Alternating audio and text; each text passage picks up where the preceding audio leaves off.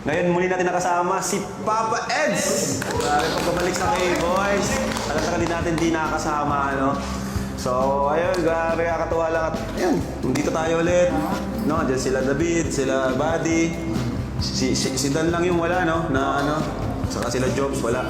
So anyway, Insan, welcome back. Kumusta? Anong balita?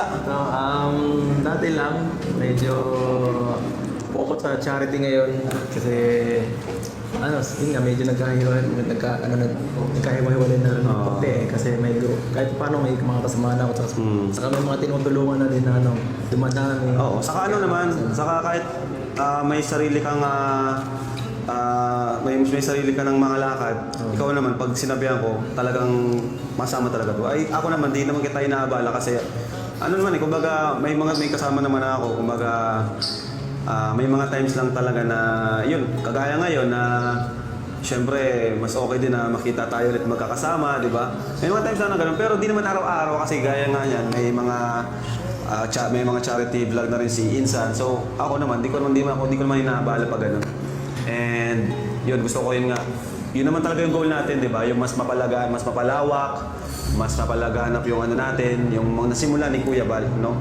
As long as healthy yung healthy yung pag-vlog mo, ramdam mo naman yun, di ba? Yung parang di ka bumubuo ng sarili mong yung parang yung comparison ba or barrier sa Team Kalingap, di ba? Iyon ang importante. Yung ang dinadala mo pa rin is Kalingap, hindi yung sarili mo, hindi yung sarili mo grupo na ginagawa kami ng grupo. Yun yung pinaka-importante doon. Kaya sabi ko, okay lang, si Insan naman Saka kagaya ni Kuya Jason, okay na si Kuya Jason, umiwalay siya, pero Kalingap yung dinadala niya. Kaya ako, sige, yan naman ang natin. Kasi bilang respeto baga sa Kalingap, kahit pa nagsusulo ka, di ka gagawa ng rason para ikumpara ka sa kung saan ka nagmula, di ba? Ano masasabi mo? Oo ka ng oo. Ano masasabi mo, Kitas? Siyempre, sa Kalingap tayo nagsimula. Manatili tayong Kalingap. Loyal tayo sa Kalingap. Kung saan Ito man rin, si Kuya Tas, kahit may kasama to, kasama si Ate Ligaya. Oo. Ito, Kung saan hindi ito tayo gumawa ng grupo, no? Oo, hindi bro. Nagpalakpak. Kaya naman hindi ako kahit saan ako magpunta, dala-dala ko yung... Okay yung may team ka, team ba kasama mo? Pero Insan, kumusta Insan yung mission mo? Ano yung masishare mo sa amin? Ano yung experience mo ngayon sa pag-vlog mo? Siyempre, nakakatuwa kasi nakakatulong ako sa mas maraming tao. Yun nga, medyo mapagod dahil siyempre kagaya nung yung ganito mag-handle ka ng team saka mga ikaw Kumbaga, nakaka-relate ka sa ginagawa kasi ko. pag ako lang solo, yung ma-vlog lang ako ng solo lang ako, mas mabilis ang kaso. Siyempre, mas maganda pag may kasama, mas masaya. Saka yung ups and downs ng vlog, isa yan sa pinakamahirap talaga, yung pag nakataas ang views na. Ngayon, malalaman, masasabi mo na hindi biro ang mag-lead sa isang team, no? Hindi biro. Mahirap mag-isa, kaya mas... Pero mas masaya pag may team. Masaya talaga pag may team. Kasi syempre halo-halo kayong ideas and syempre hindi lahat ikaw ang gagawa. Kaya may driver ka, may cameraman ka, hindi pag mag-isa ka lang, ikaw lahat. Mahirap yun. Diba? Pero siyempre, sama pa rin dapat sa inyo. Oo, Kalingap pa rin naman to si Insan. Hindi ko lang talagang ako naman, tatawagin ko lang sila pag kailangan natin or pag namimiss natin nakasama or pag makumpleto tayo ulit, pag may mga mission. Di ba? Gaya niyan po, abangan niyo po, magkakaroon kami ng mission sa Davao! Kaya ngayon, chill muna kami, mga kami ngayon kasi dito sa diet halos wala na rin kasi talaga. Ang dami na rin dito So, sobrang dami na rin naming beneficiaries dito.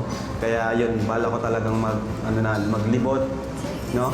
Davao, tapos sa Bicol, dyan sa parting Sorsogon, Albay, yan, mapunta po kami dyan, mag-mission po kami. Kaya abangan niyo po yun mga Kalingap. So, kumusta ka naman Insan?